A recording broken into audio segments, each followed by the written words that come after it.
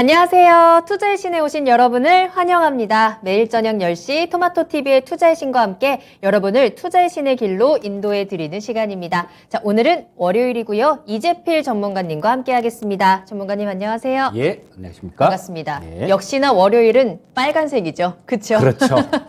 자, 오늘 시장이 또 워낙에 파랬기 때문에 여러분들께 더더욱 더 빨간색 많이 보시라고 저도 이렇게 빨간 옷을 입고 왔는데요. 자, 1시간 동안 여러분들이 궁금하신 내용들 속 시원하게 풀어드리면서 여러분들의 계좌가 빨간색으로 바뀔 수 있는 방법들도 함께 전달해 드리도록 하겠습니다. 여러분들이 만들어주시는 1시간입니다. 소통하면서 이야기 나눠볼게요. 지금 바로 유튜브에 토마토TV 검색하고 들어오셔서 실시간 채팅창으로 함께 이야기 나눠주시면 되겠습니다. 시장에 대한 이야기도 좋고요. 그리고 뉴스라든지 앞으로에 대한 전망들 어떤 것이든 다 좋습니다. 또 종목에 대한 질문도 받고 있으니까요. 종목이 궁금하시다면 종목명과 매수가, 비중 꼭 같이 올려주시면 좋을 것 같고요. 구체적으로 내가 어떤 부분이 궁금한지 이야기 나눠주셔도 좋습니다.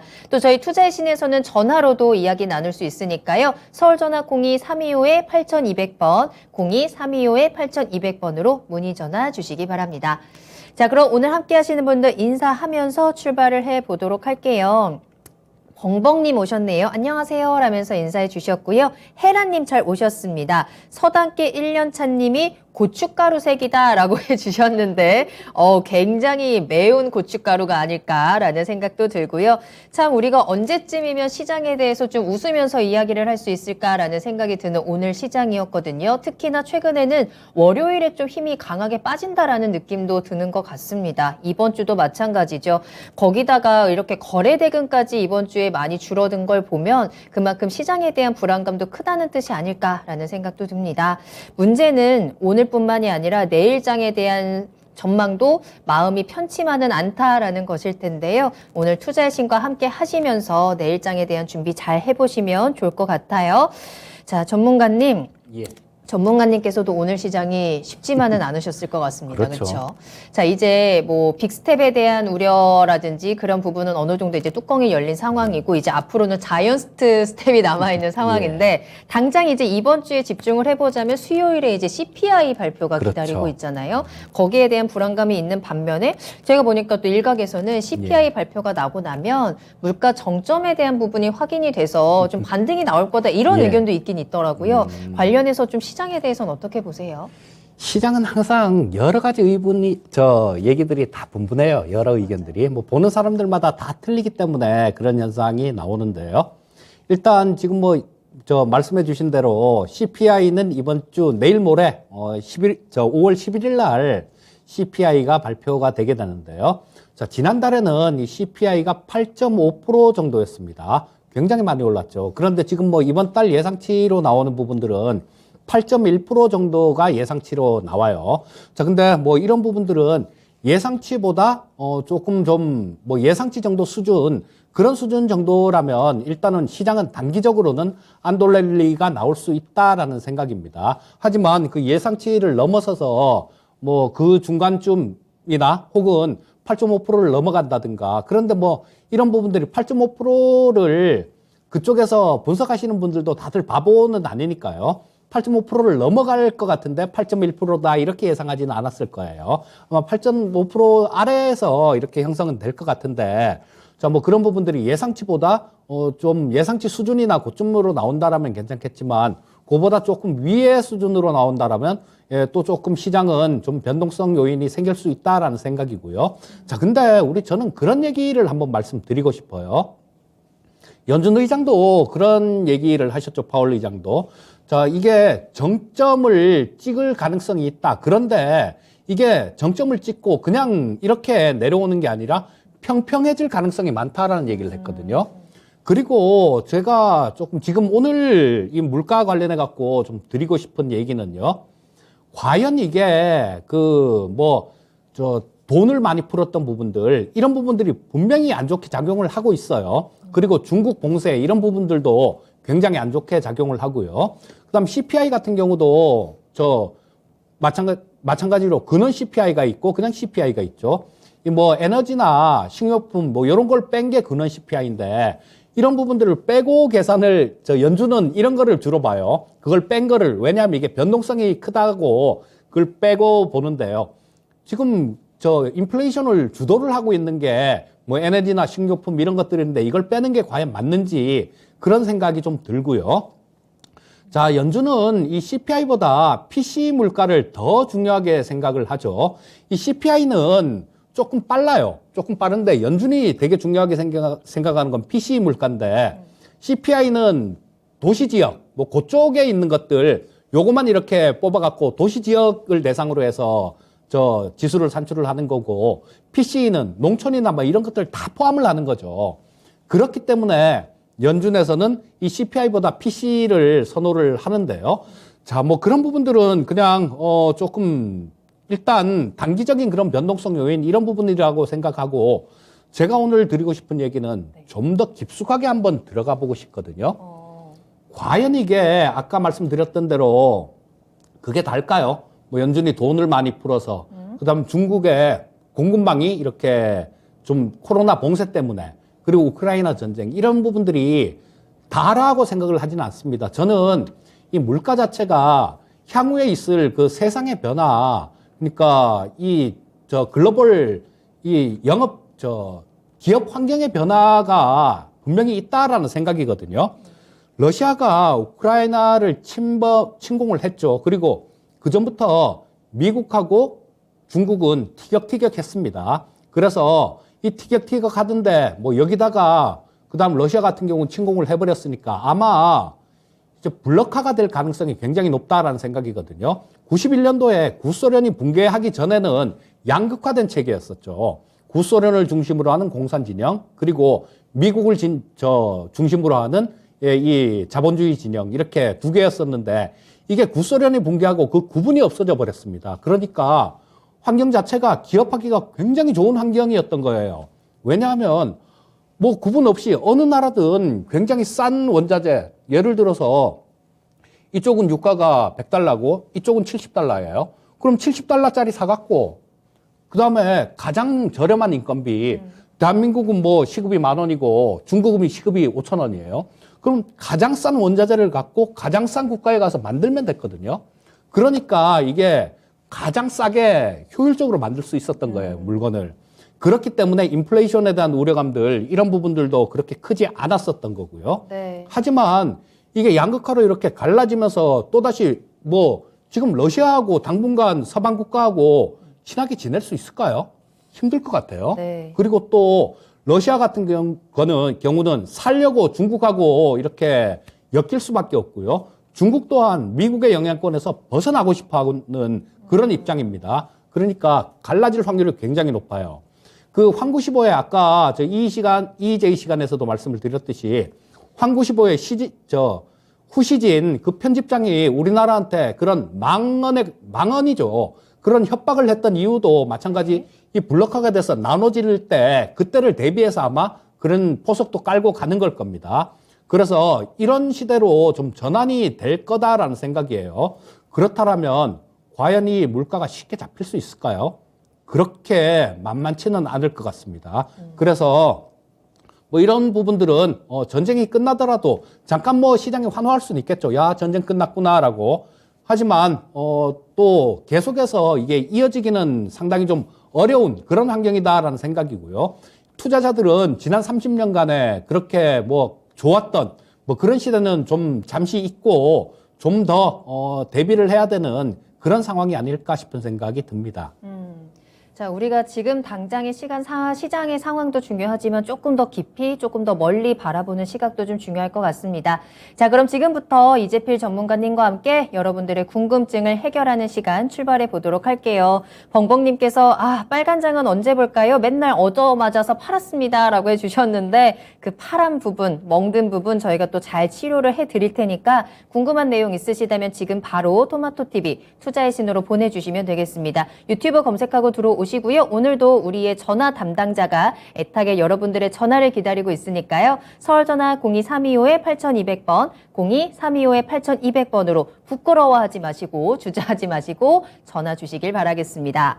자, 그럼 오늘의 첫 번째 질문부터 받아보도록 할게요. 헤라님의 질문으로 출발합니다. 사조 대림이 궁금합니다 라고 올려주셨고요. 매수하신 가격이 32,600원에 비중을 10% 보유하고 계십니다. 부탁드립니다 라고 하셨는데 사조 대림이 계속해서 좀 아래쪽으로 내려가고 있기는 하네요. 오늘도 하락세 보여주면서 3만 원 선에서 거래를 마쳤습니다.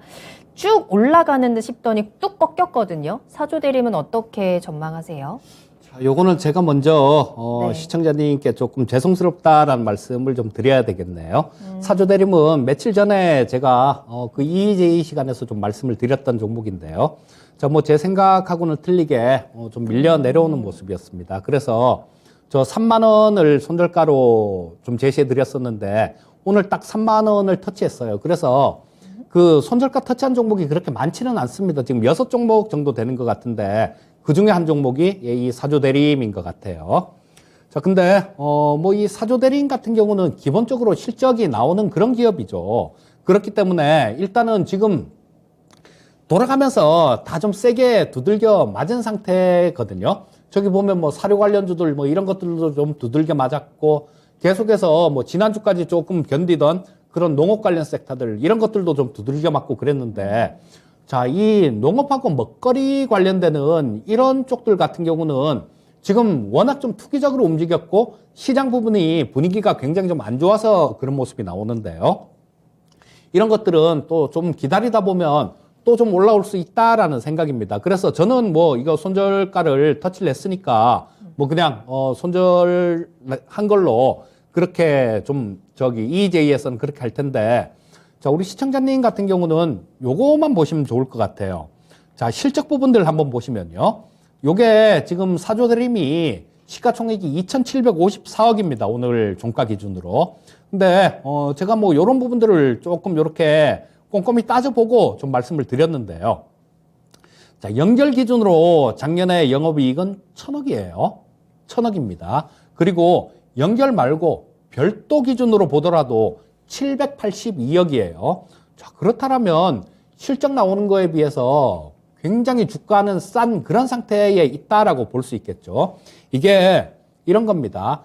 10명이면 10명, 100명이면 100명 전부 다 주가가 오를 줄 알고 주식을 삽니다. 저 역시 마찬가지 이 사조 대림이 여기서 22평선은 안 깰 걸로 생각을 했어요.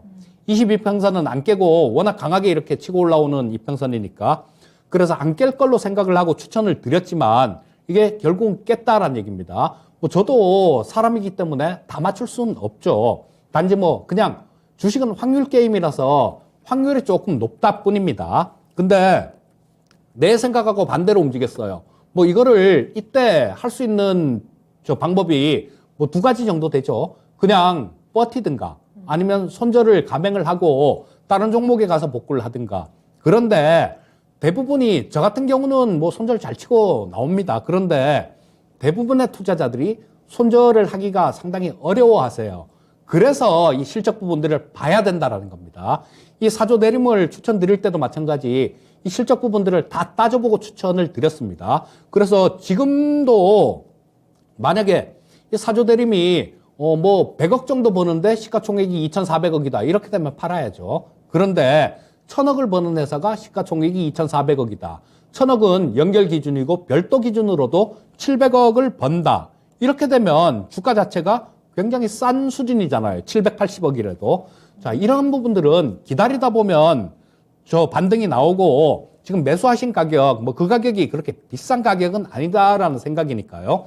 실적 부분 보고 조금 이렇게 느긋하게 들고 가시다 보면 매수하신 가격 이상은 분명히 올라올 거다라는 생각이고요. 이런 부분들이 먹거리 관련되는 부분들이 지금 뭐 농작물 쪽이 가장 좀 심각하죠. 지금 4대 곡창지대가 전부 다 뭐 가뭄, 홍수, 그리고 전쟁 이런 것 때문에 농사를 거의 못 짓고 있습니다. 제대로.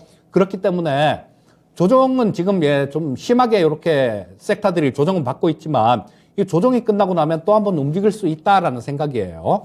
자, 뭐 조금 사조 대림 같은 경우, 헤라님 같은 경우는 조금 뭐 여유가 있으시면 시간적 여유가 있으시면요. 조금 기다려 보시는 게 좋지 않겠나 싶은 생각이 들고 일단 뭐 지금으로선 보유 의견 말씀드리겠습니다. 헤라님께서 추가 매수는 어떤가요? 라고 하셨는데 추가 매수를 하면서 기다릴까요? 지금 조금 더 그냥 좀 멀리 바라볼까요? 자, 추가 매수는 제가 가격대를 좀 알려드릴게요. 네. 자, 시장 분위기가 워낙 좀 험악합니다. 그래서 뭐 2,590포인트 이거를 만약에 시장이 깨게 되면 시장을 이기는 종목은 없다라는 얘기가 있죠. 그래서 마찬가지 시장하고 같이 두들겨 맞을 수도 있어요. 같이 좀 더 빠질 수도 있는데 이 밑에 가격, 이 가격 지금 제가 켜서를 갖다 놓은 가격이요. 자, 요게 지금 이 가격대에서 122평선, 242평선이 다 같이 모여 있습니다. 근데 그 가격이 28,000원 근처 정도예요.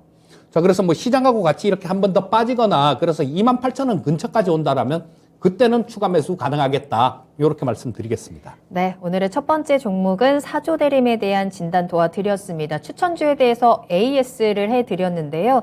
지금 여러 가지 상황들 때문에 특히나 시장 상황이 안 좋은 국면에서 조금 더 강하게 빠지고 있지만 사조대림 워낙에 실적도 괜찮고 그리고 모멘텀이 아예 없어진 게 아니기 때문에 기다릴 수 있겠다. 보유 의견 드렸습니다. 추가 매수는 조금 더 기다렸다가 28,000원까지 내려온다면 그때가 적당한 타이밍일 것이다 라고 조언을 해드렸으니까요. 참고해 보시길 바라겠습니다. 자, 계속해서 상담 이어갑니다. 여러분들 궁금하신 내용도 올려주세요. 종목에 대한 이야기, 종목명, 매수가, 비중 꼭 같이 올려주시고요. 시장에 대한 궁금증들도 올려주시면 되겠습니다. 자, 조조희정님 잘 오셨습니다. 이재필 전문가님 복귀 때부터 계속해서 방송 챙겨보고 계시다고 설명을 쉽게 해주셔서 감사합니다 라고 올려주셨고요. 또 땅하늘님도 오셨네요. 살련님의 이름도 보이고 있습니다. 모두 반갑습니다. 지금 채팅창에 함께 하시는 모든 분들 주저하지 마시고 질문 올려주세요. 여러분들과 소통하는 투자의 신 계속해서 이어가겠습니다. 자, 다음은 샤인 이지백님의 종목을 한번 살펴볼까요? 예전에 이재필 전문가님이 추천해주신 종목으로 수익 봐서 감사의 말씀 먼저 드립니다 라고 올려주시면서 그런데 현재는 한국전력이 물려 있어서 너무 고민입니다 라면서 상담 올려주셨어요. 일단 매수하신 가격은 24,100원이고요. 비중은 30% 보유하고 계십니다. 어떻게 대응하는 게 좋을지 도와주세요 라고 하셨는데 한국전력이 오늘은 22,600원의 거래를 마쳤습니다. 24,000원대에서 매수를 하셨으면 2만원까지 좀 내려가는 모습들을 지켜보시다가 최근에 그래도 반등 나오면서 22,000원 선까지 올라온 상황이거든요. 자, 샤인 이지백님께서는 이전에 수소차 테마로 수익을 보신 적이 있다. 이재필 전문가님 덕분에. 자, 지금도 잘 이제 수익을 챙겨 나가야 할 텐데 한국전력은 앞으로 어떻게 대응하면 좋을까요? 참 이 한국전력을 보면 굉장히 안타까워요. 한때 이 한국전력이 네. 삼성전자보다 더 비쌌던 때가 있었습니다. 시가총액, 대한민국 시가총액 1위를 이 한국전력이 차지를 하기도 했었는데요. 이 정부 지분 때문에 이렇게 된 거죠. 근데 참 저는 그게 잘못이다라는 생각입니다. 그 상장은 왜 시켰을까요? 정부에서 마음대로 할 것 같으면 개인 투자자들 돈도 분명히 들어가 있는데 마음대로 할 것 같으면 비상장으로 그냥 뒀어야죠. 그리고 또 지금도 마찬가지 마음대로 그렇게 할 것 같으면 주주 의견들 다 무시하고 마음대로 할 것 같으면 그렇죠. 지금도 뭐 공개 매수 해갖고 상장을 폐지시키거나 그렇게 해야 되는 게 맞겠죠. 자, 근데 지금 이 한국전력 같은 경우는 가장 피해를 많이 본 그런 종목이에요. 전기요금 올린다 그러면 반발이 심하니까 그래서 못한 겁니다. 자, 작년에 적자가 한 5조 8천억 정도 적자가 났어요. 그리고 올해는 지금 17조 4천억 정도 적자가 날 것 같대요. 자, 뭐 엄청나게 지금 적자 규모가 큰 그런 상황인데요. 자, 시청자님 우리 한번 이렇게 생각을 이렇게 좀 깊숙하게 해볼 필요가 있다라는 생각인데요. 자, 이렇게 지금보다 더 안 좋은 상황이 한국전력이 있을 수 있을까요? 앵커님. 글쎄요. 좋아질까요? 지금보다 질문도 생각나는데요. 올해 17조가 적자 날 것 같아요. 근데 이거보다 더 나빠질 수는 없다라는 생각이거든요. 지금이 바닥일 수 예, 있다. 가장 나쁜 그런 시기다라는 생각이에요. 자, 이 주주들뿐만 아니라 국민들도 한전이 작년에 5조 8천억 적자 났대. 그리고 올해 17조 적자 난대. 그렇게 얘기를 하면 국민들도 야, 그럼 뭔 대책을 세워야 될 거 아니야. 맞아요. 이런 얘기를 분명히 할 거예요. 야, 그럼 한전은 계속 그렇게 적자 내고 문 닫아. 이렇게까지 나가진 않을 거거든요. 분명히 어떤 방법이 나올 겁니다. 지금 현재, 아직까지는 12시 안 됐으니까 당선인이네요. 네네. 지금 당선인께서 가장 강하게 밀고 있는 게 원전 쪽을 밀고 있죠. 자, 그래서 이 발전 단가가 원유나 뭐 가스나 이런 걸로 발전을 하는 것보다 원전이 많이 저렴합니다. 그렇기 때문에 그런 부분들이 한전의 적자 부분들을 조금 메꿀 수 있는, 조금 줄일 수 있는 그런 역할을 할 거고요. 또, 이게 경우에 따라서는 뭐 어느 정도 전기요금을 지금 뭐 그 에너지 요금에 연동한다라는 뭐 그런 얘기를 작년부터 뭐 그런 얘기를 했었는데 시행을 안 하고 있죠. 그거를 안 하다 보니까 이 꼴이 난 겁니다. 그러니까 더 이상 방치를 하진 못할 거예요. 어느 정도는 이런 부분들도 한전에도 어느 정도는 좀 적자를 줄일 수 있는 그런 부분들을 만들어 줄 겁니다. 그렇기 때문에 저는 이 한국전력이 뭐 여기서 강하게 V자로 치고 올라간다거나 그런 모습은 아니더라도요. 최소한 지금보다 나쁘지는 않을 걸로 생각이 됩니다. 그러니까 뭐 지금 현재 상태에서 주식을 악재란 악재는 정말로 다 나왔어요. 정말로 다 나왔는데 유가 고공행진하지 뭐 전기요금은 죽어도 안 올려주지. 하여튼 나올 거 다 나왔습니다. 올해 17조 적자 난다 그러지 여기서 더 나빠질 건 없으니까 주가 자체는 뭐 어느 정도는 이렇게 횡보하는 그런 움직임을 보일 수 있을 것 같아요. 하지만 어느 정도 횡보하는 움직임이 나오고 난 다음에 그 이후에는 움직일 수 있다라는 생각이니까 자, 우리 샤인이즈백님이시네요. 네. 샤인이즈백님은 조금 좀 느긋한 마음으로 기다려 보시면 좀 좋은 결과가 있지 않을까 싶은 생각이 들고요. 야, 근데 비중이 30%시면 제가 지금 비중을 딱 봤는데요. 보기 전에 10% 정도면 뭐 한 2만 1,000원 근처까지 내려오면 좀 더 사시라고 말씀드리려고 딱 보니까 네. 비중이 30%세요. 네. 더 사시면 안 되고요. 그냥 현재 있는 것만 보유를 하시고요. 자, 뭐 반등이 나오면 뭐 한 2만 5,000원 근처 정도 그 정도까지는 반등이 나올 수 있을 것 같습니다. 그러니까 비중이 좀 많으시니까 이 한국전력 같은 경우는 상당히 좀 둔하게 좀 답답하게 움직이는 종목 중에 하나예요. 그러니까 뭐 좀 느긋하게 기다리시다가 2만 5,000원 근처 정도에서는 어느 정도 좀 덜어내시고 다른 종목에서 좀 수익을 내는 그런 전략을 하시는 게 좋겠다. 이렇게 말씀드리고 싶고 보유 의견 일단 지금은 보유 의견 말씀드리겠습니다. 네. 자, 한국전력에 대한 진단 도와드렸습니다. 전화위복이라는 말이 맞을까요? 이제 뭐 적자라든지 악재에 대한 부분들은 이제 거의 다 받았습니다. 한국전력이요. 그렇기 때문에 지금보다는 나아질 것이다라는 믿음과 함께 이 종목을 바라보시면 좋을 것 같고요. 여유 있게 보유하자라는 의견 드렸습니다. 다만 비중이 조금 무거우시기 때문에 2만 5천 원 정도까지 반등이 나왔을 때는 비중을 한번 조절해보자라는 부분도 참고를 하시면 좋을 것 같습니다. 한국전력에 대해서 이야기 나눠드렸습니다. 라면 먹고 챔피언님 오셨네요. 잘 오셨고요. 쥐진님의 이름도 보이고 있습니다. 신박한 추천님의 이름까지 이야기 나누고 있고요. 김성열님께서도 종목 궁금합니다라고 올려주셨는데 계속해서 이재필 전문가님과 함께 여러분들의 궁금증 해결해 나갈 거고요. 전화 주시면 조금 더 자세한 이야기 나눠볼게요. 서울전화 02-325-8200번 열려 있습니다. 자, 이번에는 미미정님의 종목을 살펴보도록 하겠습니다. 엔캠이고요.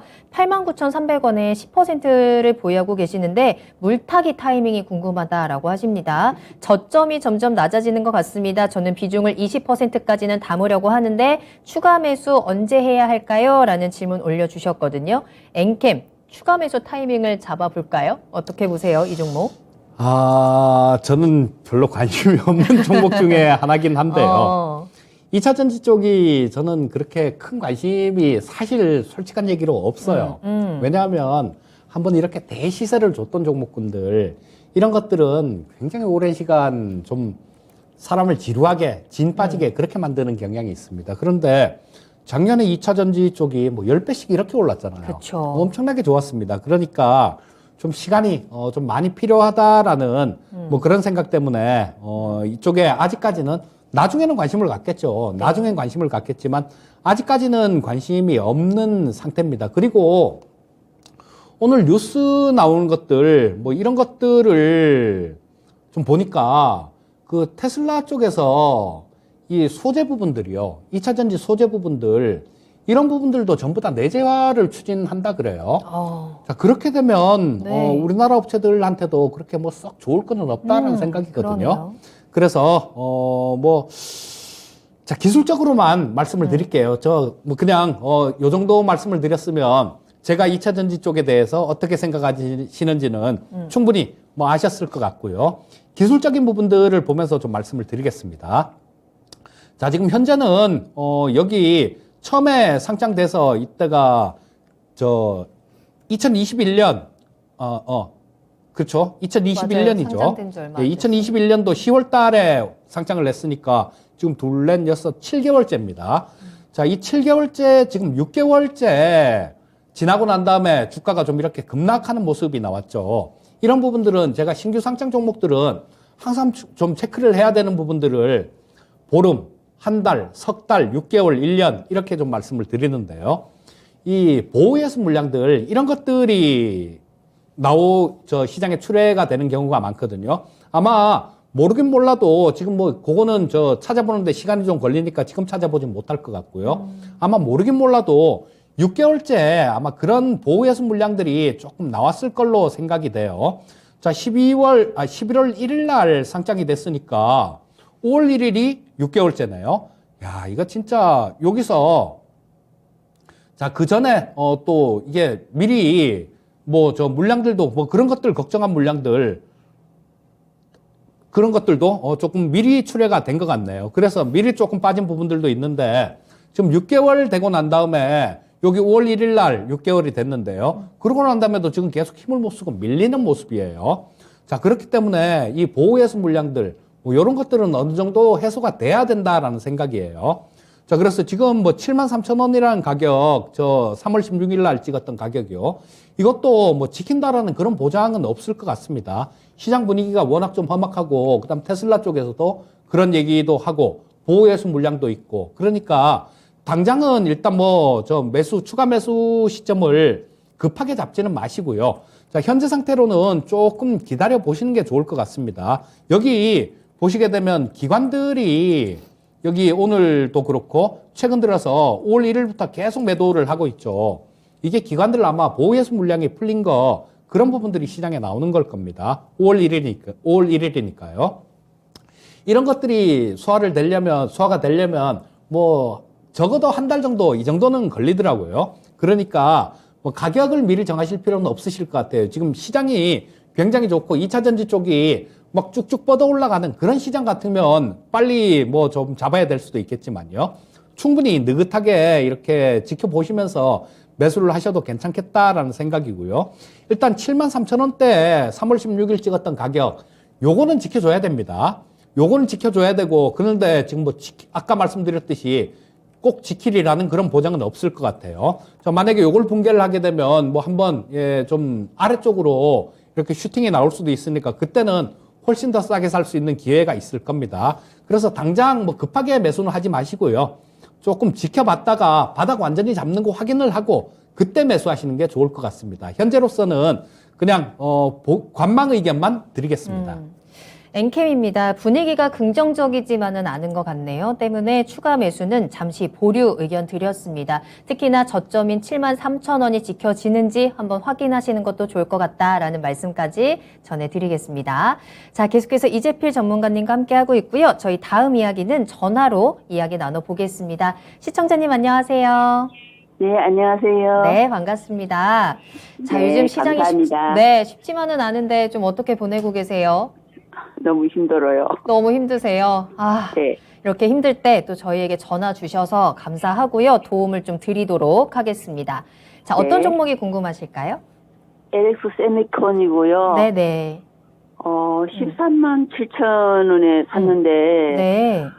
계속 올라가지고 뭐 내리만 오고, 음, 그래서 유재필 전문가님께 좀 소견을 듣고 싶었어요. 알겠습니다. 비중은 얼마나 가지고 계세요? 네? 비중은 얼마나 가지고 계세요? 40%입니다. 40% 비중도 꽤 네. 많으시네요. 네네. 그러니까 근데 오늘 12만 원대까지 내려온 상황에서 도대체 이 종목을 내가 앞으로 어떻게 해결을 해야 되는지 이재필 네. 전문가님의 의견이 궁금하다라고 전화를 주셨습니다. 잘 전화 주셨고요. 자, 네. 왜 이렇게 비중을 많이 실으셨는지도 좀 궁금한데 자세한 이야기는 전문가님과 한번 이야기 나눠보세요. 네, 감사합니다. 네. 제가 그거 여쭤보고 싶어요. 음. 시청자님. 왜 이렇게 많이 사셨어요? 아, 배당도 괜찮은 것 같고, 예. 기업도 괜찮은 것 같고, 예. 그래서 샀는데 제가 사고 난 뒤로부터는 계속 밑으로만 가지 위로 올라가지를 않았어요. 주식을 막 그렇게 너무 급하게 매매하시거나 그러지는 않으시죠? 네. 예, 그러시면 이 비중이 많아서 그게 좀 다르긴 한데요. 비중, 좀 다음부터는 한번 비중 오겠습니다. 40%씩 이렇게 실으시면 안 됩니다. 어떤 종목이든 간에. 네. 자, 이 LX세미콘은 제가 아까 사조 대리임에 대해서 좀 말씀을 드리면서 실적 부분들이 굉장히 좋아요. 그렇기 때문에 좀 지켜볼 수 있는 그런 종목이에요. 라는 말씀을 드렸는데요. 이 LX세미콘도 마찬가지입니다. 굉장히 좋은 회사예요. 자, 이게 뭐 얼마 전까지만 해도 LG세미콘이었었죠. 그리고 구실리콘웍스인데 자, 요게 지금 전 세계적으로 반도체가 없어서 난리를 치고 있는데요. 특히 차량용 반도체가 굉장히 부족합니다. 그런데 이 실리콘웍스 같은 경우는 그 팹리스 업체라고 이 반도체를 만드는 저 업종이 몇 개가 있어요. 이 반도체를 설계만 하는 회사. 요걸 갖고 팹리스라고 얘기를 하고요. 이 LX세미콘 같은 경우는 설계만 하는 팹리스 업체입니다. 그리고 이 팹리스 업체도 굉장히 큰 회사들 많아요. 뭐 퀄컴이나 뭐 이런 것들 전부 다 팹리스 업체고 뭐 저런 거 엔비디아도 마찬가지죠. 그래서 커갈 자리가 굉장히 그런 것들은 뭐 엄청난 저 세계적인 글로벌 기업들도 있고 그렇거든요. 그리고 팹리스가 있고 그다음에 파운드리 업체가 있죠. 파운드리는 우리 좀 자주 얘기 듣는 대만의 TSMC 같은 것들. 이런 회사는 이 팹리스 업체가 반도체를 설계를 해서 요렇게 만들어 주세요 하고 갖다 주면 그대로 만들어 주는 회사.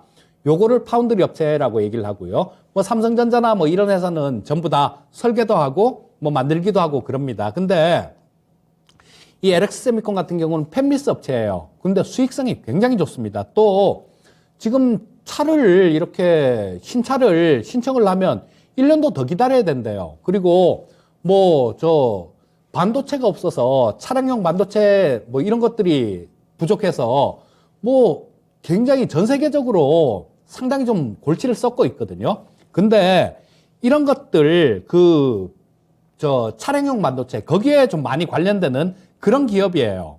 이 LX세미콘 같은 경우는. 그러니까 하고 있는 일 자체는 굉장히 좀 긍정적인 그런 일을 하고 있는 겁니다. 자, 그러면 뭐 실적 부분들은 또 앞으로 계속 늘어나기가 쉬울 거예요. 지금 뭐 계속 부족 현상도 계속 나오고 그러니까. 그렇다면 한 가지만 더 따져보면 되겠죠. 과연 실적이 나오는 것에 비해서 이 회사 주가가 싸냐 비싸냐 이것만 따져보면 될 겁니다. 자, 지금 이 LX세미콘의 시가총액이 2조 약간 넘어요. 2조 249억입니다. 자, 그런데 요거를 작년에 실적을 보니까 뭐 연결 기준하고 별도 기준하고 거의 차이가 없어요. 거의 차이가 없고 오로지 뭐 자회사에서 올라오는 거 이런 실적이 아니라 오로지 LX세미콘에서 자기 힘으로 다 버는 돈이란 얘기입니다. 작년에 한 3,600억 정도를 벌었어요. 작년에 3,600억 정도를 벌었고 올해 예상치를 나오는 거 보면 4,800억 정도가 나옵니다. 거의 5천억 가까이 벌어요. 그러면 올해 영업이익 기준으로요. 자, 영업이익 한 4년만 조금 넘게 모으면 넉넉 잡고 5년만 모으면 이 회사 주식 다 살 수 있다는 얘기죠. 그러니까 주가 자체는 실적 나오는 거에 비해서 상당히 싸다라는 겁니다. 자, 그래서 우리 시청자님께서는 다행히 종목을 실적이 잘 나오는 그런 종목을 매수를 하셨어요. 그렇기 때문에 지금 뭐 시장이 외풍이 굉장히 심하잖아요. 뭐 연준에서는 돈을 긴축을 한다. 중국은 뭐 상해를 걸어 잠그고 뭐 베이징 걸어 잠그고 난 다음에 상해도 걸어 잠근다. 그다음에 뭐 저 우크라이나 전쟁은 몇 달을 갈지 몇 년을 갈지 모르겠다. 뭐 이런 흉흉한 얘기들, 이런 얘기들이 굉장히 많이 나오는데 이런 부분들 때문에 같이 좀 빠진 거다라고 보시면 좋을 것 같고요. 자, 좀 이런 시장 분위기 때문에 그런 거니까 조금 차분하게 기다리신다라면 뭐 13만 7천 원에 매수를 하셨으면 그렇게 많이 비싸게 매수하신 것 같지는 않습니다. 실적 부분들이 분명히 이렇게 잘 찍혀 나오니까요. 뭐 이게 만약에 뭐 시가총액이 2조 되는 게 500억을 버는데 시가총액이 2조다. 그럼 이건 팔아야 되는 거예요. 그럼 이건 팔아야 되는 건데 지금 뭐 실적 부분들이 상당히 잘 나오고 있으니까 충분히 이렇게 들고 가셔도 되겠다라는 생각이고요. 자, 뭐 현재 상태에서는 그냥 보유 의견 말씀드리겠고요. 자, 좀 어느 정도 본전 이상이라도 좀 올라오면 한 40% 너무 많습니다. 한 반 정도 덜어내시고요. 한 20% 정도만 들고 가시면서 좀 수익을 극대화해 보시면 그게 가장 좋지 않나 싶은 생각이 듭니다. 자, 시청자님 이해 가시나요? 네, 아유, 너무 설명을 잘해주셔서 너무 감사합니다. 예, 네, 감사합니다. 존경합니다. 감사합니다. 네, 정말 LX 세미콘 종목은 잘 선택하셨는데, 이놈의 시장 때문에, 이놈의 악재 때문에 주가가 영 힘을 못 씁니다. 조금 더 기다리시면 매수가 회복은 가능하다라고 말씀해 주셨으니까요. 힘내시길 바라겠습니다. 네, 감사합니다. 네, 감사합니다. 자, 이렇게 해서 LX 세미콘까지 또 시청자님과 기분 좋은 전화 연결을 해봤습니다. 서당계 1년차님께서 미국장 또 하락 출발입니다 라면서 올려주셨는데 그러게요. 지금 3대 지수 모두 1% 넘게 하락을 하면서 출발하고 있는 상황이고요.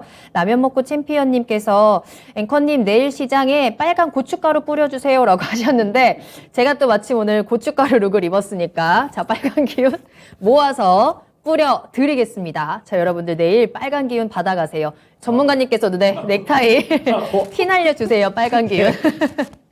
자, 지금 방송 보고 계신 모든 분들께서는 이 빨간 기운 다 받으셨을 거라고 저희가 생각을 하겠고요. 조금 더 구체적으로 도움 드릴 테니까요. 궁금한 점 있으시면 계속해서 올려주시길 바라겠습니다. 유튜브에 토마토TV 검색하고 들어오시고요. 전화도 계속 기다릴게요. 서울전화 02-325-8200번 열어두겠습니다.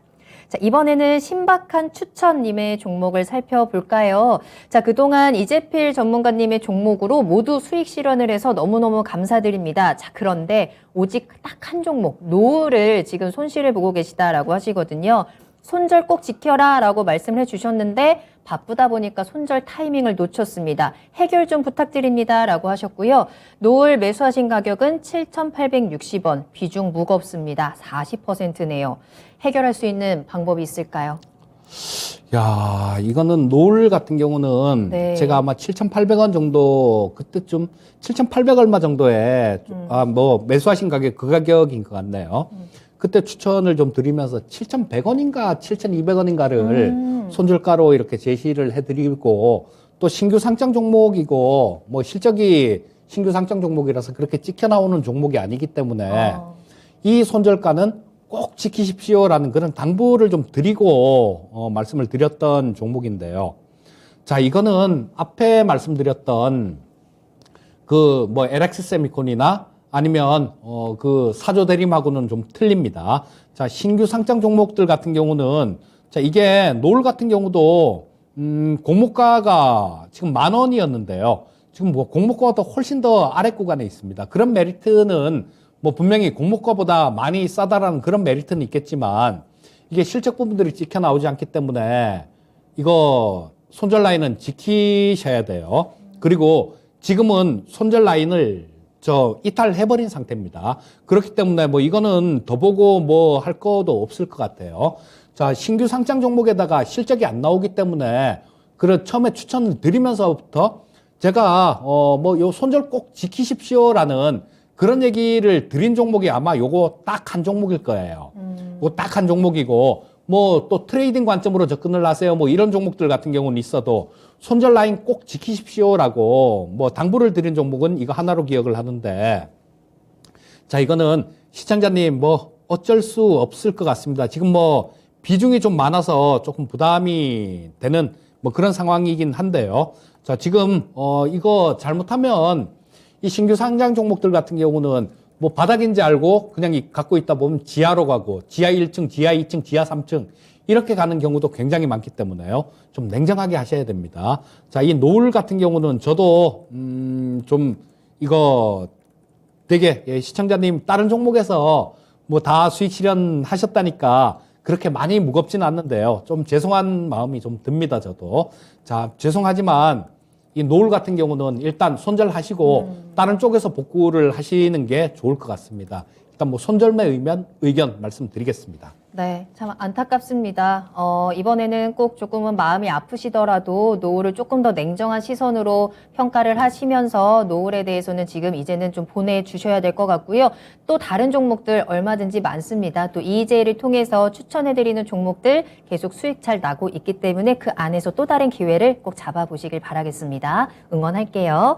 자, 샤이니즈뱅님께서 토마토는 빨개요라고 하셨는데 그러고 보니까 토마토TV도 빨간색입니다. 정말 지금 이 함께 하시는 분들 빨간 토마토TV 그리고 양봉 이재필 선생님 그리고 고춧가루 한보람 앵커가 진행하는 투자의 신과 여러분은 생방송으로 함께하고 계십니다. 내일장에 대한 걱정 너무 많이 하지 마시고 지금 계속해서 질문 올려주시면 되겠고요. 특히나 투자는 혼자서 해서는 절대 성공할 수 없다라고 하더라고요. 투자의 신과 함께 하시면 내일장에 대한 그리고 앞으로 내 계좌에 대한 해답들 찾아갈 수 있으니까요. 지금 함께 해주시길 바라겠습니다. 신박한 추천님께서 네, 오히려 속이 후련합니다. 쌤 사랑합니다. 라면서 올려주셨는데 끝까지 함께 해주셔서 감사하고요. 자, 여러분들께서도 궁금하신 내용들 바로바로 올려주시면 저희가 실시간으로 소통하면서 이야기 나눠보겠습니다. 오늘도 지금 시간이 얼마 남지 않았거든요. 여러분들 계속해서 올려주세요. 롬버스님께서 앵커님의 의상이 빨간 상승 장대 양봉을 연상시키네요. 내일 한번 좋은 장이 되길 기대해봅니다. 라고 해주셨는데 저희가 모두 같은 마음이죠. 내일장 화이팅 외쳐보겠습니다. 자, 이번에는 김성열님의 종목을 만나보도록 할까요? 카카오게임즈 궁금하다라고 하셨고요. 매수하신 가격이 62,000원입니다. 비중은 12% 가지고 계시네요. 카카오게임즈 오늘 56,900원에 거래를 마쳤고요. 계속 내려가는데 어떻게 대응을 해야 되는지 꼭 부탁드립니다. 라면서 올려주신 종목입니다. 카카오게임즈 말씀하신 대로 계속해서 내려갑니다.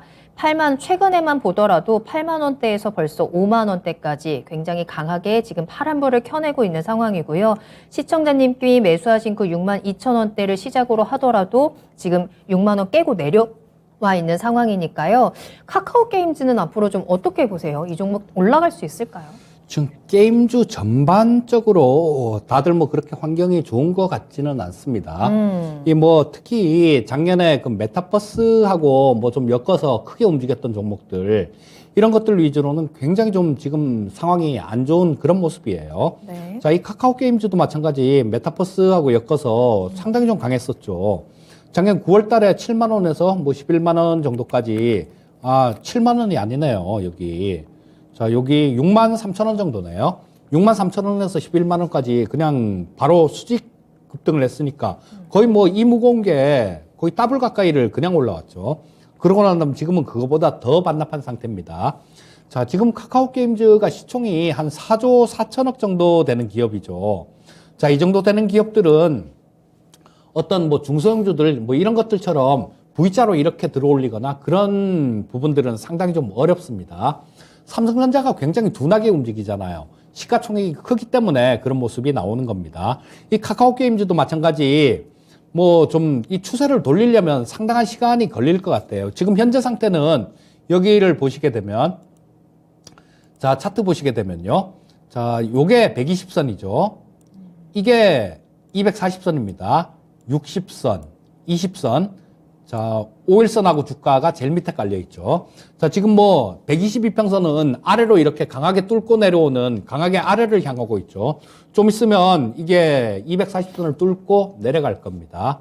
그렇게 되면 이게 그 정배열 국면, 가장 좋다라는 정배열 국면하고 정반대가 되는 역배열 국면으로 접어들게 되죠. 자, 이런 것들이 이런 모양이 나왔을 때는 시간이 엄청나게 많이 걸립니다.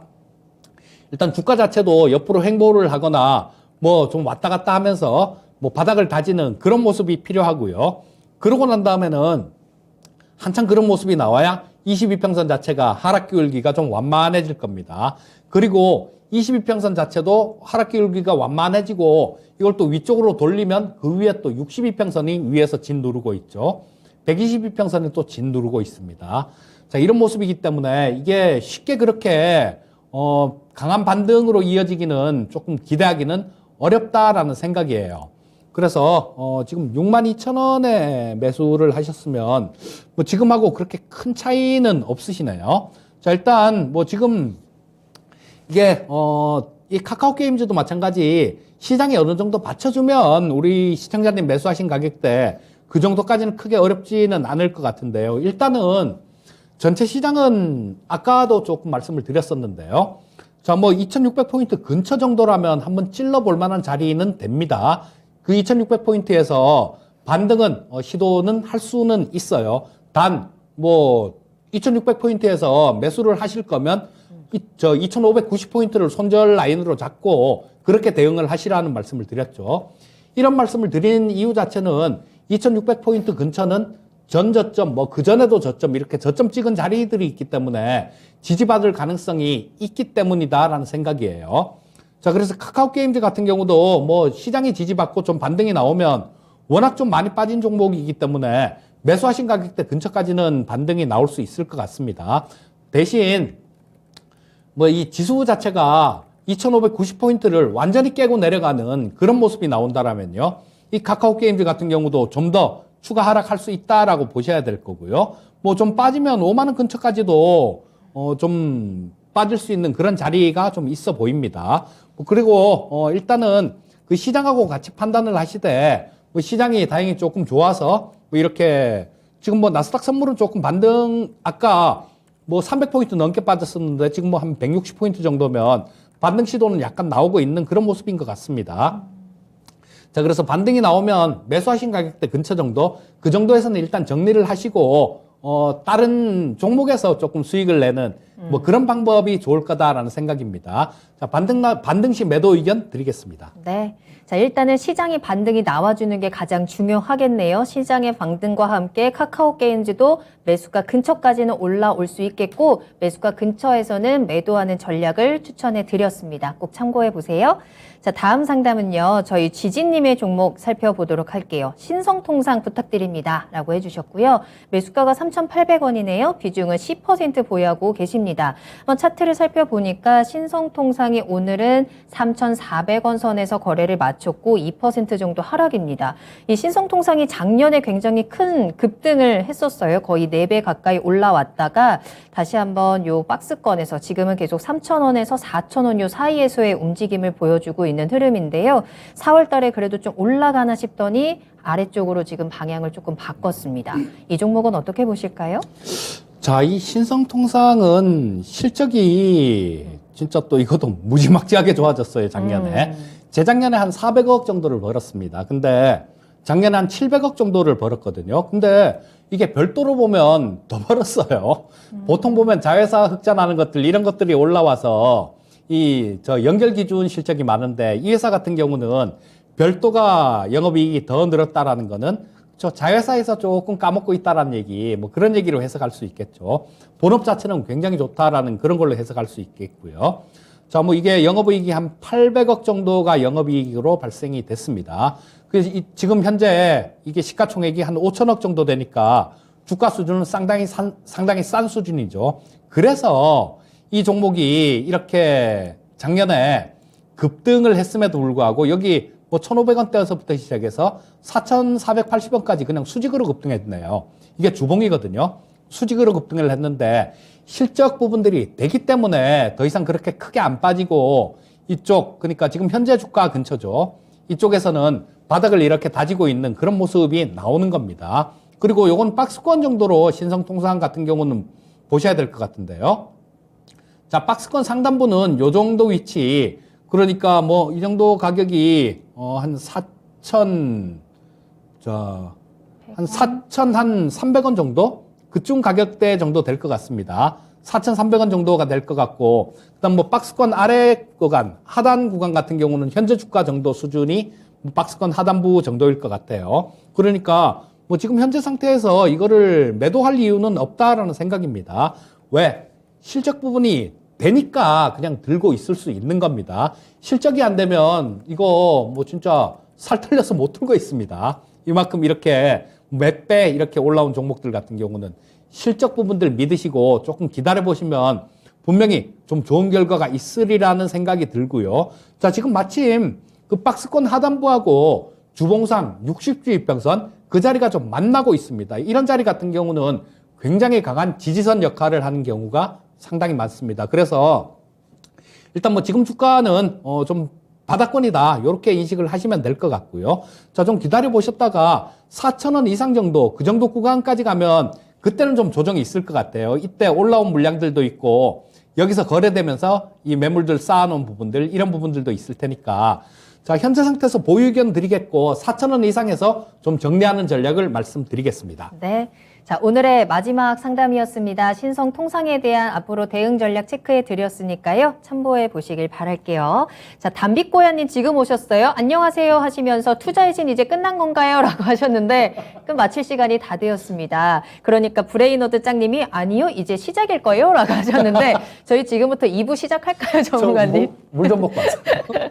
자, 오늘 투자의신은 여기서 마무리를 하도록 하겠습니다. 내일은 꼭 일찍 오셔서 더 다양한 이야기 함께 나누셨으면 더 좋을 것 같아요. 자, 그럼 오늘도 고생하신 우리 이재필 전문가님과는 여기서 먼저 인사드리겠습니다. 오늘 감사합니다. 예, 감사합니다. 네, 오늘 저희가 방송에서 전해드린 내용은 투자 판단에 대한 참고 자료입니다. 투자는 투자자 본인의 책임과 판단에 따라서 이루어져야 한다는 점 다시 한번 유의해 주시기 바랍니다. 자, 오늘 하루도 모두 고생 많으셨고요. 저는 내일 이 시간에 다시 돌아오겠습니다. 시청해 주신 여러분 고맙습니다.